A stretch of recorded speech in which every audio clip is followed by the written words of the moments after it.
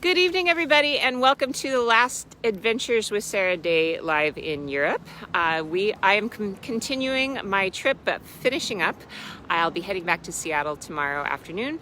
But I had to make one stop along the way to a place you have never seen me in before, actually, because this is the first time I've been in this city for, 22 years, maybe. I was here a couple of times when I was a backpacker, but I just never came into the town. I've flown through here a million times, but I haven't spent time. I'm in Amsterdam, as you can tell. So, but I'm not alone. As usual, I have friends with me, and I have two of the most fantastic Dutch friends you could have. I have Jody. Hello. And Ruby. Goedenavond. Goedenavond.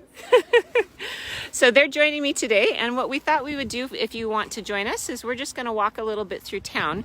So Jody and Ruby are both tour guides here in Amsterdam. You both were local guides in Haarlem, right? Yes. Yes. And they guide Dutch tours and all kinds of things, although right now, not so much. Not so much. Not a lot of tourists. So we've been talking about a lot of different ways that we can help tourism around here, but we thought first of all it might be fun to show you guys around. So let's go ahead and just have a walk.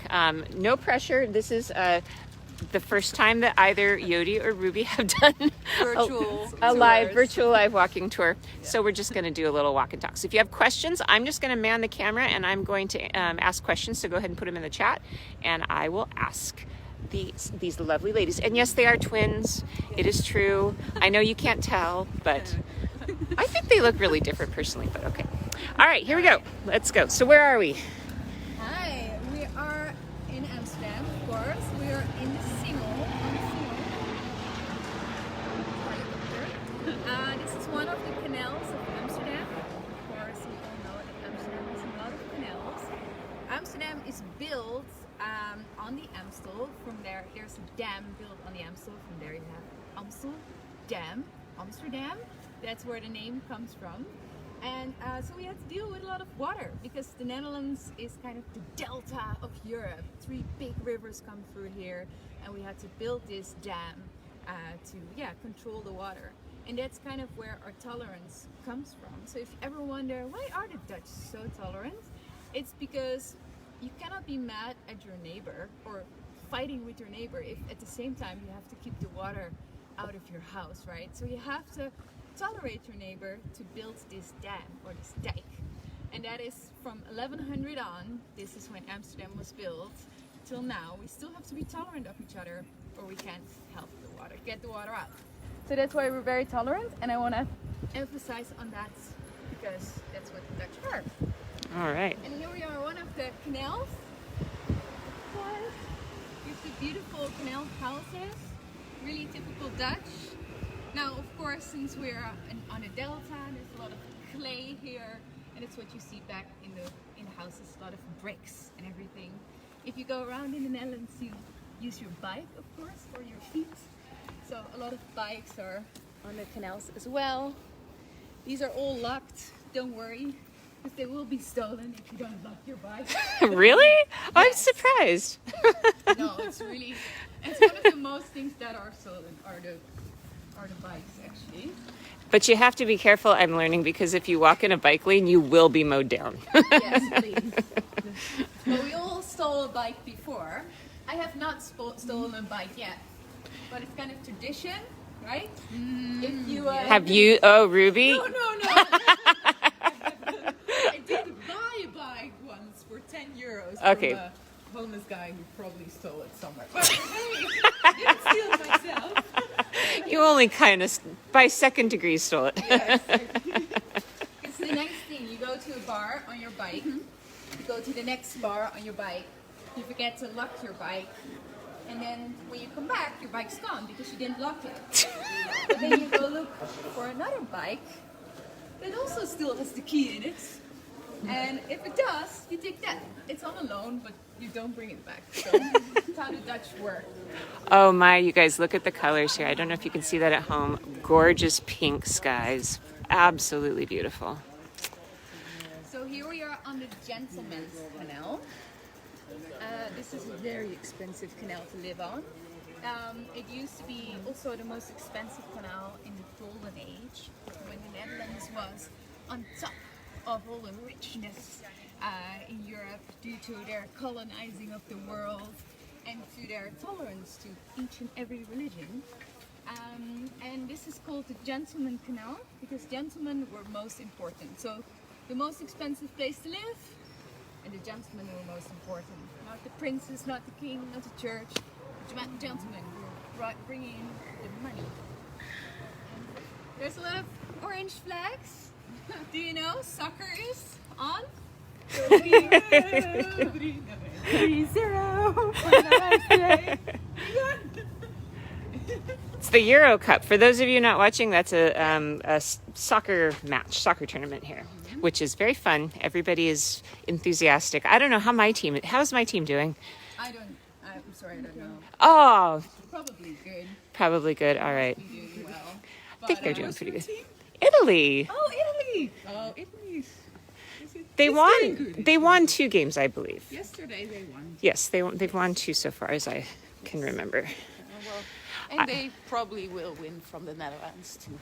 But for now, Yeah. So I don't know if you guys can see this, maybe not, but the sky is this incredible color of purple right now. Yeah, it's beautiful. I'd- Going down. I'd also like to wish everybody at home a happy solstice. It is the longest day of the year, so for us it's after 10 o'clock at night, but you would never know it because we're pretty far north. And yeah, it's crazy. So this is normal here in Amsterdam for the summer days to be so long. Yes. How nice. Yeah, it's really nice. It's also hard because you're wondering, it's still 8 o'clock, but no, it's not. Yeah. It's actually pretty late. Yeah. Sadly, bars close nowadays at 10 because of the COVID, but the bars are open again, the restaurants are open again, so that's really nice. We got to enjoy ourselves some Dutch drinks and some Dutch food. So if you come here, make sure you eat Indonesian. Dutch, not really, but I mean the Dutch were very long in Indonesia, so that's why you get some Indonesian food when you're here. Wow, look at this sky. Oh yeah, now you guys can see it at home. Look at the color. Look at that purple. It's so beautiful. All right. This is the King's Canal, and over there, I don't know if you can see it. Yeah? What? That church top, Yep. the tower, Mhm. that's the Dester there.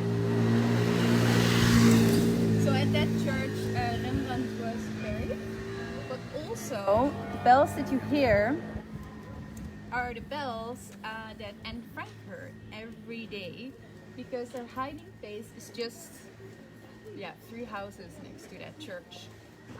So it's a very special church, and we're gonna go a little bit closer because there's a really nice monument I want to show you. All right. It's pretty quiet here in Amsterdam, and Ruby, it's not normally this quiet, is it? No, normally Normally not. a lot hecticer, but busier. I still need to practice English because I don't see tourists that often anymore. Normally it's crowded everywhere, especially at this hour. Everybody's walking around. It's not allowed to drink beers, but they do, and go to the red light district or see nice buildings. But yeah, since Corona, it's been very quiet. And Yeah. I'm still not used to it, so come back everyone.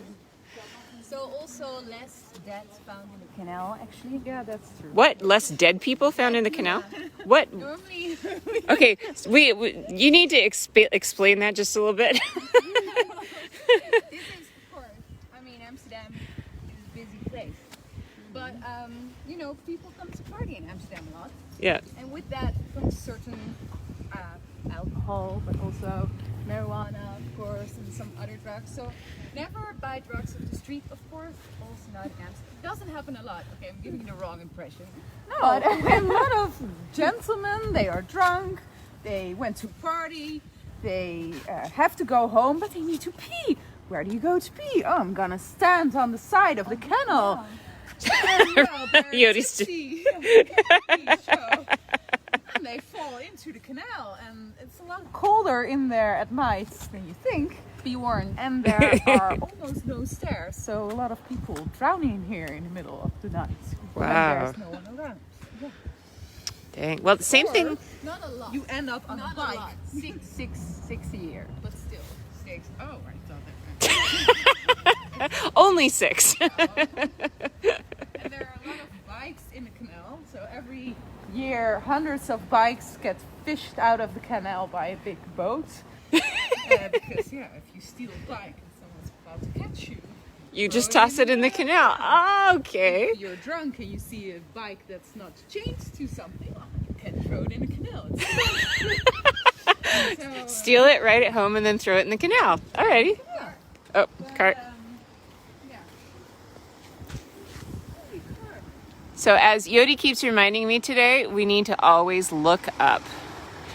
And I thought when I first got here, because I haven't been here in so long, that there was something wrong with my glasses, because I kept looking up at the buildings thinking, they're leaning. Why are they all leaning? I haven't gotten enough sleep lately, I think. But they are leaning, right? Yes, they are leaning. So if they're leaning to the side, it's a problem with the foundation because of course we're all built on sand and peaty ground.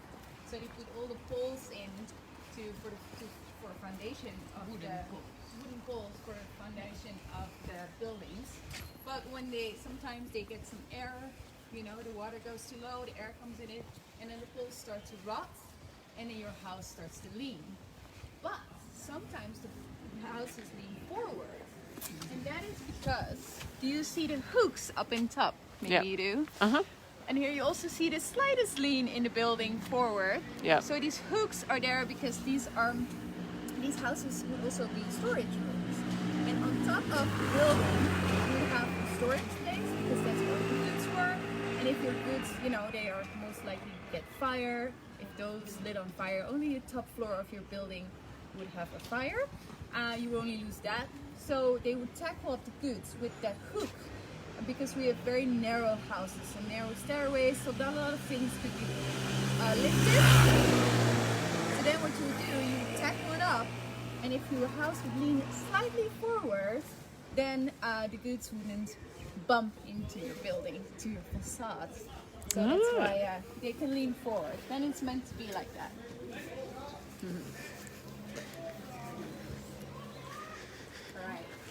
Just an FYI, because I always like to give you guys a little bit of atmosphere so you can imagine you're here with us.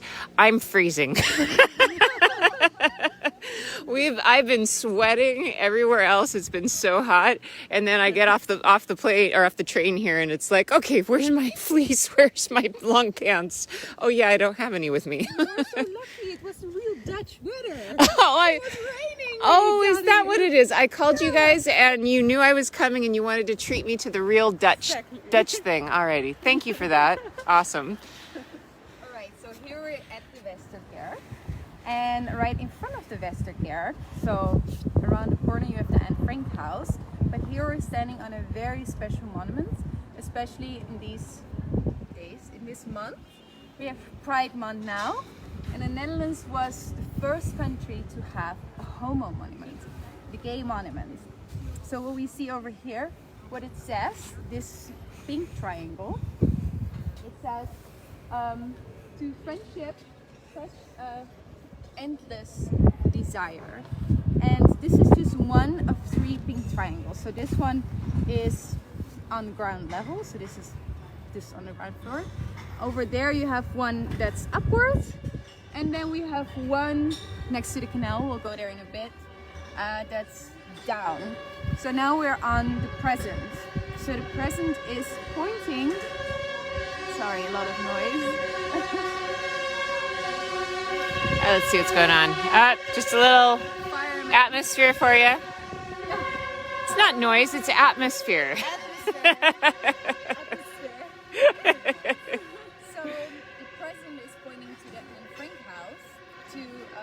Remind us of what the present can, I'm sorry, I'm doing it wrong.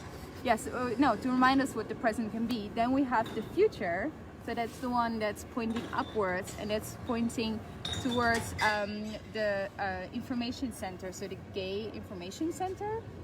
So it will, you know, give us more information and hopefully for a better future for each gender and sexuality.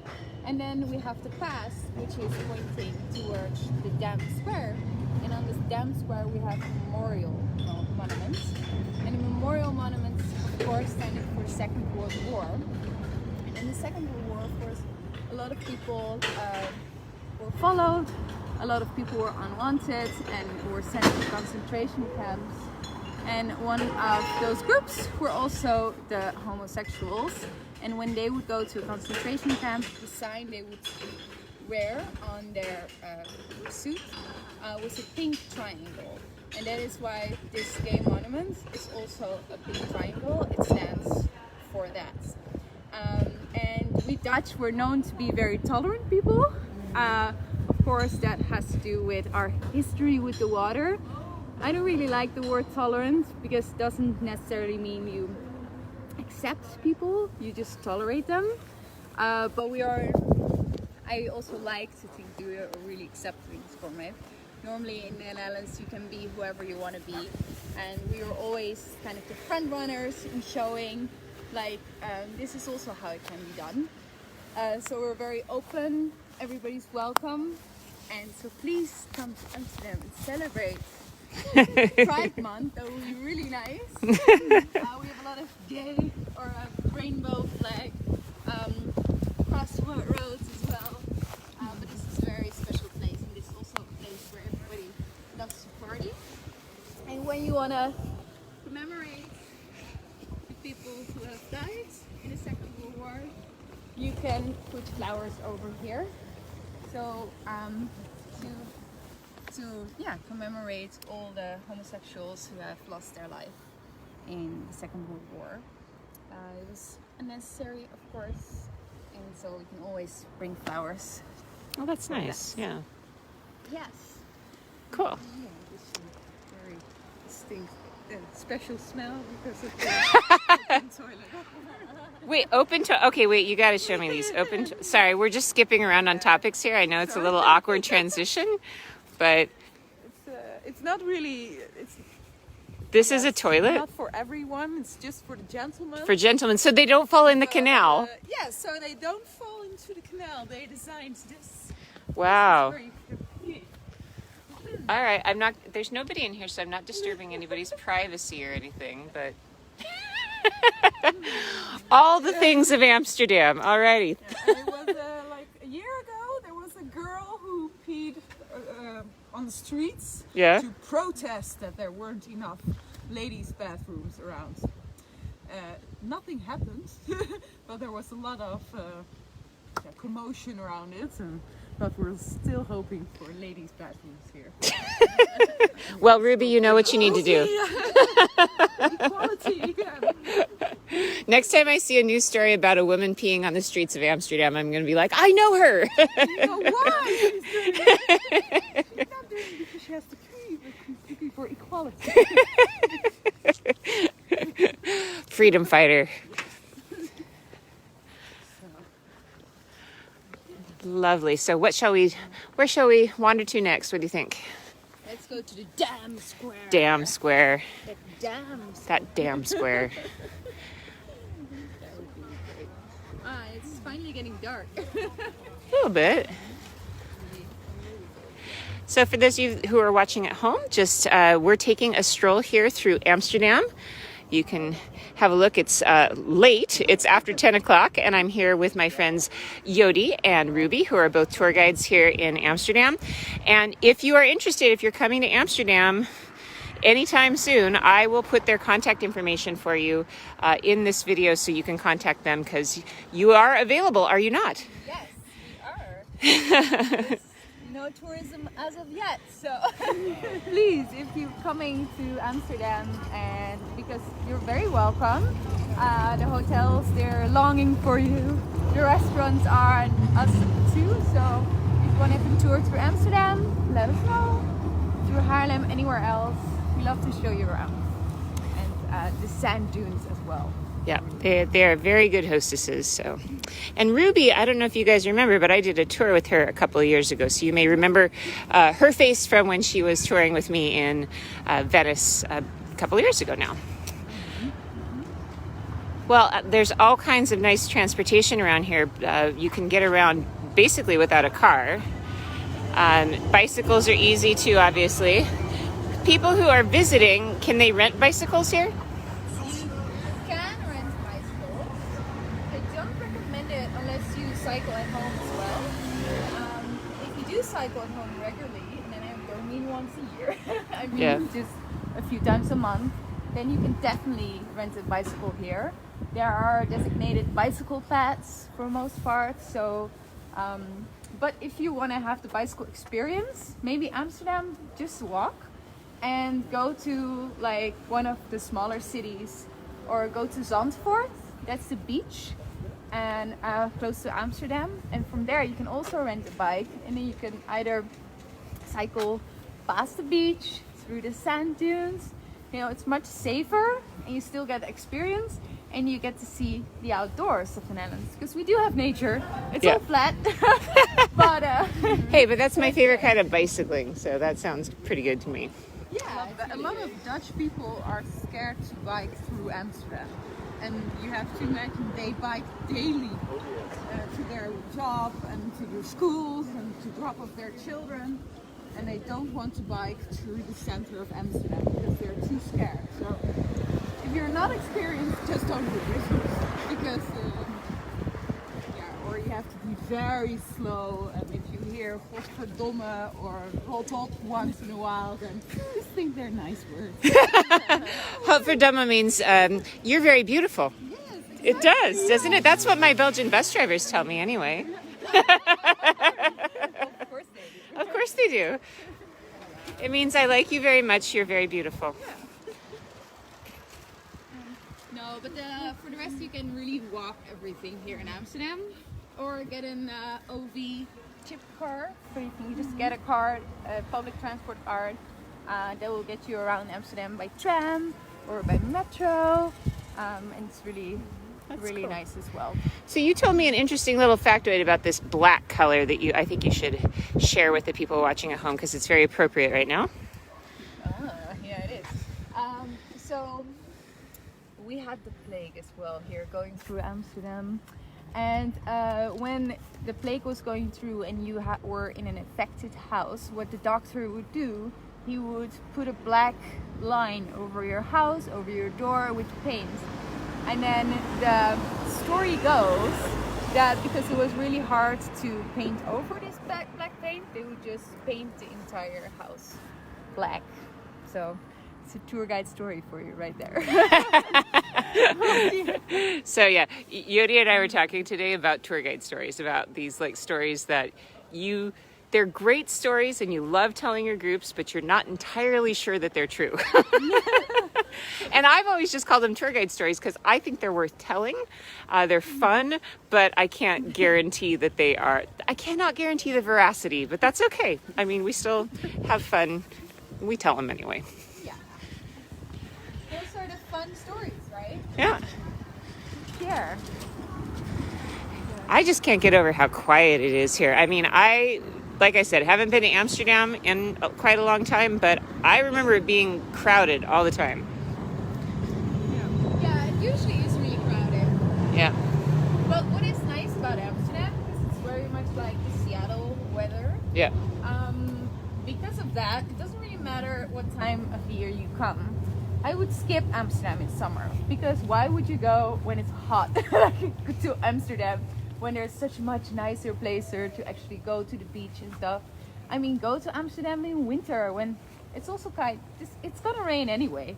So just this is a great place to. It's never gonna have the perfect weather, so you can come anytime. It doesn't really matter. That's a very good point. So especially those of us from Seattle, we can just hop on one flight to come over here, and it's pretty darn easy. And it also kind of doesn't matter. So there's lots of these barges here. Do people live on these barges? No. No? There are some boats where you can live on. There are Yeah. some living boats in Amsterdam. Yeah. But at the moment, these boats are here because of all the sides of the canals. Oh, it's They need to be restored Yeah. because of, well, they never expected trucks and big cars driving over the canals. yeah. And all of these hundreds of years it went okay. But a few months ago, I think last year, a whole canal, how do you say that? Yeah, collapsed. A whole canal collapsed, a whole side of the canal. Wow. So now they are restoring all of the canals. It costs millions of dollars, of course, Wow. euros. Well, But bet- that's happening now. better safe than sorry. But there are nicer boats, and if you see the nicer boats, that's where people live. Okay. Yeah, that was in the 60s. They had a house shortage in Amsterdam. So then there a lot of houseboats came in. They became legal. But then they were coming quite too much, quite quickly. And they're really cheap. So then they put limit on it. So then the limit was reached. No more houseboats could be built. And then suddenly something that was very cheap became very expensive. So if you got a houseboat at the right time, you were sitting kind of on a gold mine. Wow. And now they're really popular, but they're also really nice to see in when you're on holiday. Yep. Because, yeah, where else to go? Be on a houseboat than here. Yeah. Well, and one of the interesting points that Jody made earlier when she and I were just like walking around and hanging out is that similar to Florence, nobody really understood the magnitude of the Airbnb problem. That people had moved out of the city centers. I mean, Florence right now is completely empty because so many of the houses there are Airbnbs. So you found the same thing here, right? Yeah, like Amsterdam was so empty. And so the government was thinking what happened, but it was just because everybody was renting out their apartment as Airbnb. So they made a new law, and now a lot of people who had an Airbnb, they had to give it up, which they got really mad about. Yeah. But it's fair because, you know, the city should be from Amsterdam, from people from the Netherlands. And, you know, there's so many hotels, nice hotels to go to. Sure. But we do have... And there's a housing shortage in the Netherlands. Yeah. So Is there prices really? are going up and up, and Uh, some people just, well, we don't have homeless people, but if you're living with your parents when you're 30 years old and don't have a different chance because houses are so expensive, yeah. it's good that they kicked some Airbnbs out. So Yeah. just stay at a hotel, get an Airbnb. All right, you heard it here first. You know, I've talked about this as well, that support your local small family B&B or hotel. I know everybody likes Airbnbs, and I stay in them occasionally, but you have to be kind of thoughtful about that, you know. Yeah, but if it's a hotel, if someone's running it, then you just get a key somewhere and you know you're staying. Oh, this way? We're crossing? Oh, let's cross. Woo! Let's go. No, but also Amsterdam is very easy to reach by train. Yeah. So what is a really nice thing to do is to actually stay in one of the other towns, because that way, I mean, Amsterdam is 20 or 40 minutes away, or like Utrecht is a really nice city. It's a student city in the middle of the Netherlands. It's a 20-minute train ride to Amsterdam, or Leiden, or Haarlem, or Alkmaar, or Born. There's so many nice places you can go where you can more feel like what it is to live in the Netherlands. Yeah. And you can go to Amsterdam, but you can also escape Amsterdam. Because now it's really quiet. But when the tourists come back, it will be a bit more crowded. A little more chaotic. Yeah. So now we're heading into Dam Square. And I'm saying dam, which I don't mean to be rude, but it is a dam. So this is what I was saying earlier. The dam they built over the Amstel River to make sure that this would be a place to live. It's right here, underneath our feet. And that's what Amsterdam has been named after. So we have a question. A couple of people have asked questions about, is there a homelessness issue at all in Amsterdam? We have a big homelessness problem where I live in Seattle. Well, we've been to Seattle 2 years ago. Yeah. And we don't have that kind of homeless problem. It's a lot better over here, but You do have some homeless people, not many, but you see some here and there laying around. Sometimes those people prefer to sleep outside because there are homeless shelters, but we don't have enough at the moment, and that's also because of prices of the houses are getting up. But when Corona started, a lot of homeless people, they got the chance to stay in a hotel, so they could sleep in a nice hotel instead of on the streets or in a homeless shelter. Sometimes they are not wanted by homeless shelters. But since 2-3 weeks ago, because Corona became less worse, they are not allowed to stay in the hotels anymore. So they went back onto the streets, and now they have to or stay in a shelter or stay maybe with family or go back in the woods where some of them just want to sleep, or on the streets. But I have to say, like 10 years ago, I never saw someone sleep on the streets. And now every day I see 1 or 2 people sleeping in Amsterdam when I walk around in the same area. That's kind of surprising, isn't it? Yeah. Yeah, it's becoming worse, but it's not the same as in Seattle. Yeah. Yeah, where I live, it's getting to be pretty remarkable. So here we are in Dam Square. That Dam Square. Yeah, so this is where Amsterdam started. So it was all water, so you wonder, why would you want to live here? Because it was very peaty ground, because of the rivers who moved for centuries or for millions of years. It was very, fertile ground. So everybody wanted to build their farm here and build crops and, settle. It was a great place. You just had to deal with the water a little bit. But it was for the peat. And then later, this became also a pilgrimage city, so the tourists started to come. And then there was this very smart guy who was eating herring, or he was fishing for herring, and he was taking out the guts of the herring, and by accident he left behind the pancreas and some pouches, and then he discovered that the herring stayed good much longer and also had more flavor in it. And this kind of started this effect of like wealth, like it started to, how do you call it, domino effect. Because of this herring that stayed good longer, they started to build bigger ships because they could be out on the sea longer to get more herring. And then to build the bigger ships, you needed better equipment. So the Dutch really started to become like known for their fishing, but also known for their good craftsmanship in building these giant wooden floats.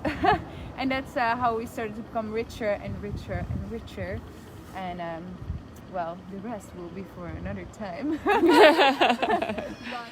Which is just a little preview, because I'm actually I'm kind of trying to talk Jody into maybe doing a virtual tour. So if you guys are interested, maybe one of these days coming soon, I'll have on a Saturday afternoon, Jody will be available to take us for a little tour, a little longer tour. This is just a little stroll, but a longer tour through Amsterdam, because you know how I feel about employ your local tour guide and learn and explore the world from your home until you can come yourself.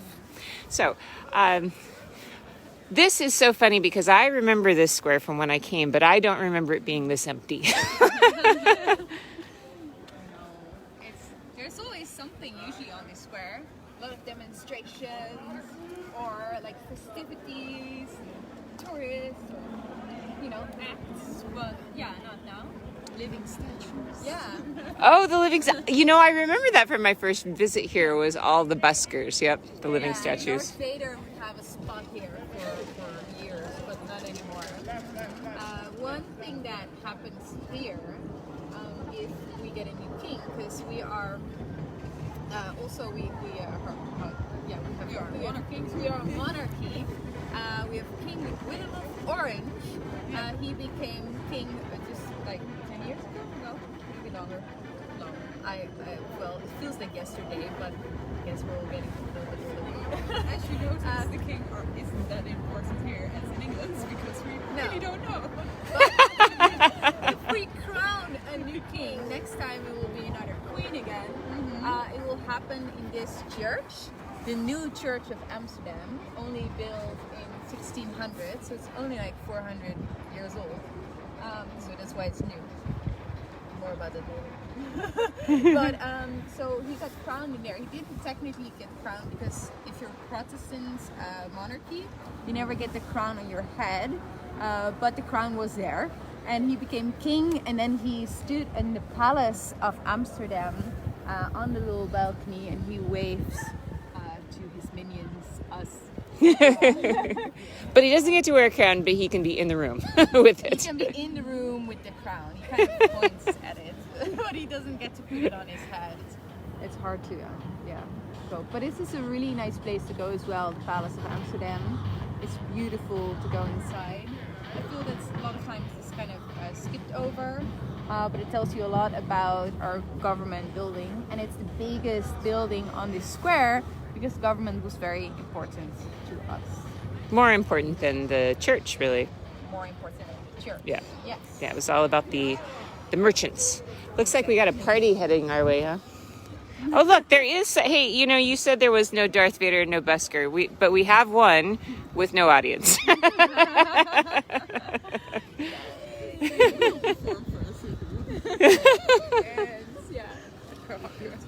All right. Well, oh, look there. They're dancing. Are they buskers or what? They're just dancing. They're just dancing fools. Dance, though. It's hakken. Oh, is it? That's a thing? This type of music originates from the Netherlands. You must be proud. You must be very proud. Oh, we're so proud. That's why a lot of hard work comes from the Netherlands. All right. Hey, cool. I mean, sure.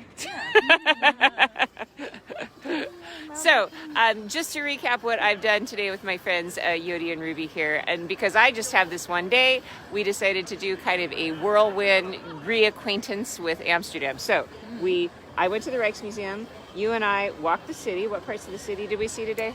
We went from the Leidse Square, past all the canals, to the Mint Towers, through the flower market, through the Kalverstraat, and right through here to the Dam Square.